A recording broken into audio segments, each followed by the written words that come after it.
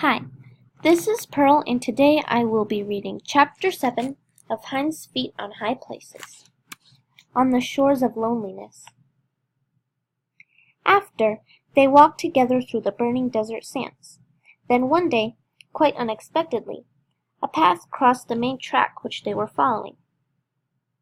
"This," said the shepherd quietly, "is the path which you are now to follow." So they turned westward with the high places right behind their backs, and came in a little while to the end of the desert. They found themselves on the shore of a great sea. "It is now time for me to leave you, Much Afraid," he said, "and to return to the mountains. Remember, even though you seem to be farther away than ever from the high places and from me, there is really no distance at all separating us. I can cross the desert sands as swiftly as I can leap from the high places to the valleys. And whenever you call for me, I shall come.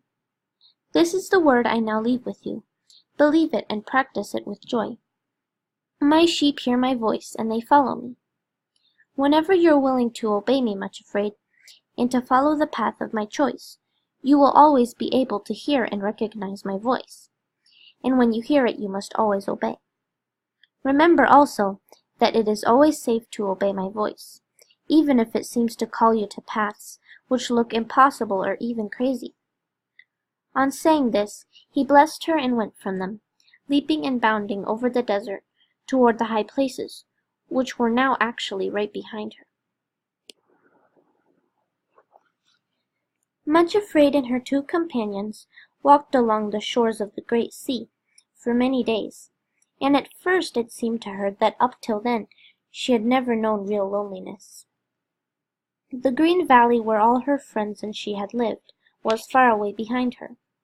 Even the mountains were out of sight, and there seemed to be nothing in the whole wide world but the endless sandy desert on one side and the endless sea moaning drearily on the other. Nothing grew there, neither tree nor shrub nor even grass, but the shores were scattered with broken driftwood, and with great tangled masses of brown and shriveled seaweed. Nothing lived in the whole region save the seagulls wheeling and crying overhead, and the crabs scuttling across the sand into their burrows. At intervals, too, an icy wind came shrilling across the billows, stabbing sharp as a knife. In those days Much Afraid never let go the hands of her two companions, and it was amazing how swiftly they helped her along.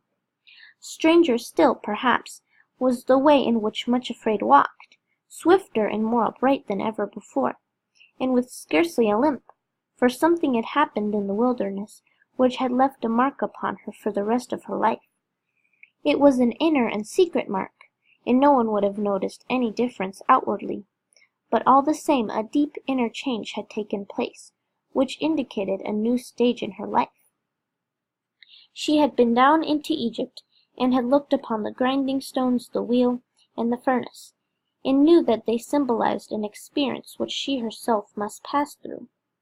Somehow, incredible as it was, she, Much Afraid, had been enabled to accept the knowledge, and to acquiesce in it, and she knew within herself that with that acceptance a gulf had opened between herself and her past life, even between her past self, a gulf which could never again be closed.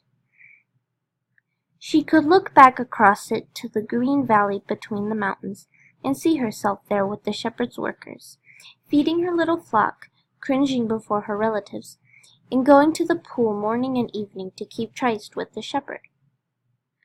But it was looking at somebody else together, and she said to herself, "I was that woman, but I am not that woman now." She did not understand how it happened, but what the shepherd had said had come to pass in herself. For those who go down into the furnace of Egypt and find there the flower of acceptance, come up changed and with the stamp of royalty upon them. It is true that Much Afraid did not feel at all royal, and certainly did not as yet look it. Nevertheless, she had been stamped with the mark, and would never be the same again. Therefore, though she went with sorrow and suffering day after day along the shores of the great sea Loneliness, she did not go cringingly or complainingly. Indeed, gradually, an impossible thing seemed to be happening. A new kind of joy was springing up in her heart, and she began to find herself noticing beauties in the landscape of which until then she had been quite unconscious. Her heart often thrilled with an inner ecstasy when she caught sight of the sun shining on the wings of the wheeling seagulls, making them gleam as dazzlingly white as the snow on the peaks of the far-off high places. Even their wild, mournful cries and the moanings of the water stirred in her a sorrow which was strangely beautiful. She had the feeling that somehow, in the very far-off places, perhaps even far-off ages, there would be a meaning found to all sorrow, and an answer too fair and wonderful to be as yet understood. Often, too, she found herself laughing aloud as she watched the antics of the funny little scuttling crabs. When the sun shone brightly, as it did at times, even the gray dreary sea was transformed into a thing of surpassing beauty, with the light gleaming on the curving green breakers, in the foaming spray, in the horizon blue as a midnight sky. When the sun thus shone on the wild wastes of waters, it seemed as though all their sorrows had been swallowed up in joy. And then she would whisper to herself, "When he hath tried me, I shall come forth as gold. Weeping may endure for a night, but joy cometh in the morning." One day they came to a place on the shore where were high cliffs and great rocks scattered all about. In this place they were to rest for a time, and while there Much Afraid wandered off by herself. After climbing the cliff, she found herself looking down into a lonely little cove, completely enclosed on three sides by the cliffs, and with nothing in it but driftwood and stranded seaweed. The chief impression it made upon her was its emptiness. It seemed to lie there like an empty heart, watching and longing for the far-off tide, which had receded to such a distance that it could never again return.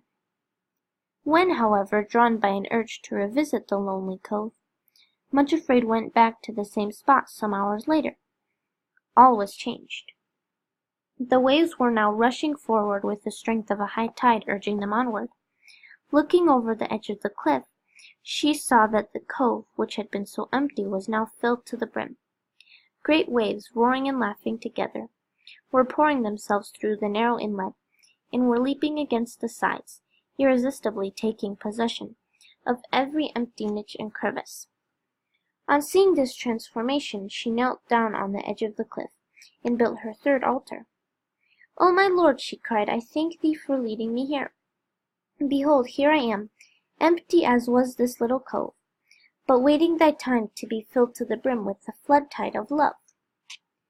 Then she picked up a little piece of quartz and crystal, which was lying on the rocky cliff, and dropped it beside the other memorial stones in the little bag which she carried with her. It was only a short time after the building of that new altar that her enemies were all upon her again. Far away in the Valley of Humiliation, her relatives had been awaiting the return of Pride with his victim, but as time passed and he did not return, and Much Afraid did not reappear, it became obvious that he must have been unsuccessful in his undertaking, and was too proud to admit it. They decided that reinforcements must be sent as soon as possible, before Much Afraid could reach the really high places, and be altogether beyond their reach. Spies were sent out, who met Pride and brought back word that Much Afraid was nowhere on the mountains, but was far away on the shores of the Sea of Loneliness. She was going in a quite different direction from the mountains altogether. This was unexpectedly delightful and encouraging news, and quickly suggested to them the best reinforcements to be sent to the help of Pride. There was complete unanimity in deciding that resentment, bitterness, and self-pity should hurry off at once to assist in bringing back Much Afraid to her eagerly awaiting relatives. Off they went to the shores of loneliness, and Much Afraid now had to endure a time of really dreadful assaults. It is true that her enemies soon discovered that this was not the same Much Afraid with whom they had to deal. They could never get within close reach, because she kept so near to sorrow and suffering, and accepted their assistance so much more willingly than before. However, they kept appearing before her, shouting out their horrid suggestions, and mocking her until it really seemed that wherever she went, one or another popped up. There were so many hiding places for them among the rocks, and hurled their darts at her. "I told you so," Pride would shout viciously. "Where are you now, you little fool? Up on the high places? Not much. Do you know that everyone in the Valley of Humiliation knows about this, and is laughing at you? Seeking your heart's desire, and left abandoned by him, just as I warned you, on the shores of loneliness. Why didn't you listen to me, you little fool?" Then Resentment would raise his head over another rock. He was extremely ugly to look at, but his was a horribly fascinating ugliness. Sometimes Much Afraid could hardly turn her eyes away, when he stared at her boldly and shouted, "You know, Much Afraid, you act like a blind idiot. Who is this shepherd you follow? What sort of a person is he to demand everything you have, and take everything you offer, and give nothing in return but suffering and sorrow and ridicule and shame? Why do you let him treat you like this?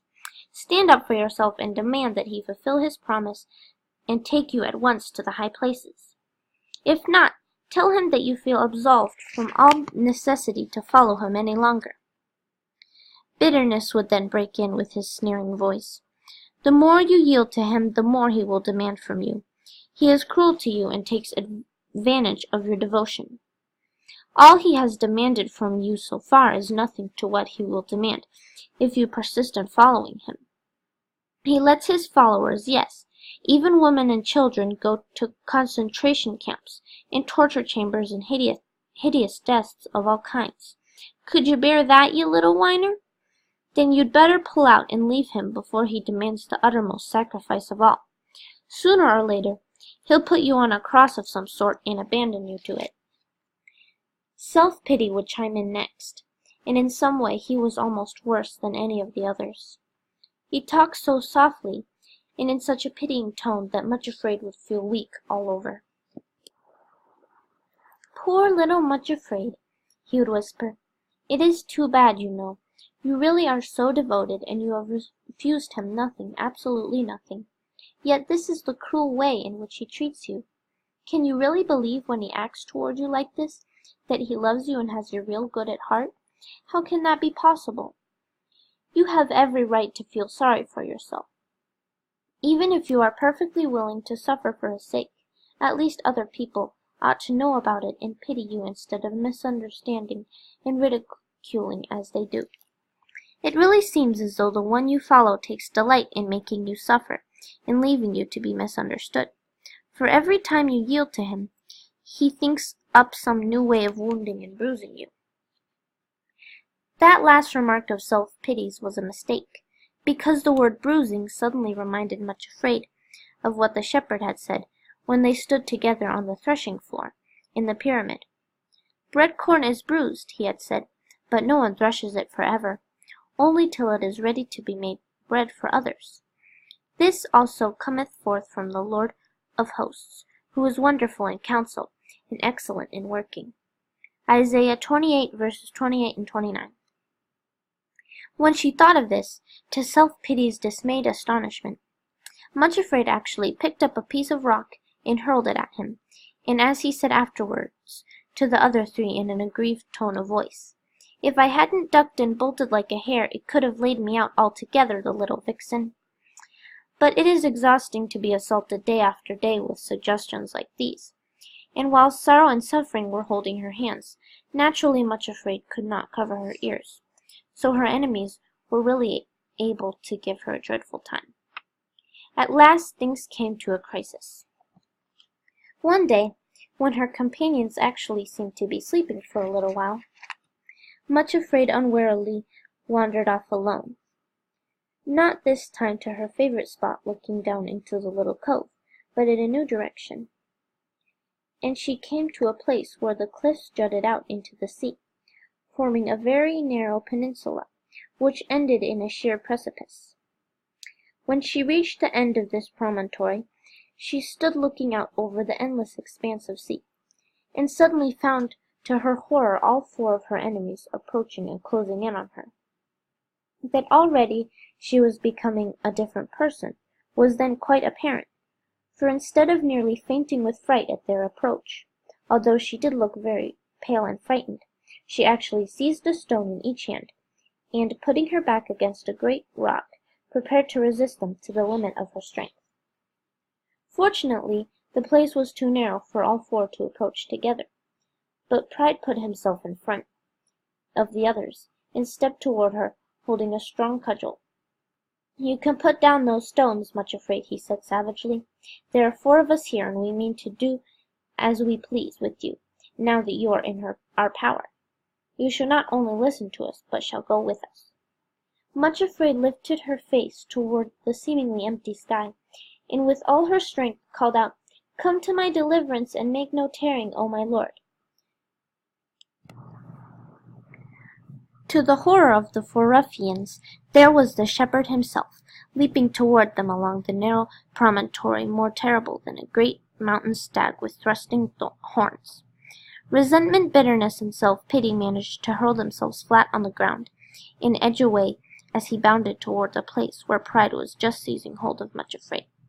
Catching him by the shoulders, the shepherd spun him around, lifted him in the air, where he uttered a loud, despairing shriek, and then dropped him over the edge of the cliff into the sea. "Oh, shepherd," gasped Much Afraid, shaking with relief and hope. "Thank you. Do you think Pride is really dead at last?" "No," said the shepherd. "That is most unlikely." He glanced over the cliff as he spoke, and caught sight of Pride swimming like a fish toward the shore, and added, "There he goes, but he has had a fall today, which he will not forget, and I fancy he will limp for some time to come. As for the other three, they have made off into some hiding place, and are not likely to trouble you again in the same way, now that they realize that I am within call." "Shepherd," asked Much Afraid earnestly, "tell me why I nearly got into Pride's clutches again, and why resentment, bitterness, and self-pity have been able to pester me for so long in this dreadful way. I did not call you before, because they never dared to come close to me or make a real attack, but they have been lurking around all the time and making their horrible suggestions, and I couldn't get away from them. Why was it?" "I think," said the shepherd gently, "that lately the way seemed a little easier, and the sun shone, and you came to a place where you could rest. You forgot for a while that you were my little handmaiden, Acceptance with Joy, and were beginning to tell yourself it really was time that I led you back to the mountains and up to the high places. When you wear the weed of impatience in your heart, instead of the flower of acceptance with joy, you will always find your enemies get an advantage over you." Much Afraid blushed. She knew how right he was in his diagnosis. It had been easier to accept the hard path and to be patient when the sea was gray and dull, than now when the sun shone, and everything else around looked bright and happy and satisfied. She put her hand in the shepherd's and said sorrowfully, "You are quite right. I have been thinking that you were allowing me to follow this path too long, and that you were forgetting your promise." Then she added, looking steadfastly into his face, "But I do tell you now with all my heart that you are my shepherd, whose voice I love to hear and obey, and that it is my joy to follow you. You choose, my lord, and I will obey." The shepherd stooped down and picked up a stone which was lying beside her feet, and said smilingly, "Put this in your bag with the other stones, as a memorial of this day, when for the first time you saw Pride toppled over before you, and of your promise that you will wait patiently until I give you your heart's desire." Thanks for listening.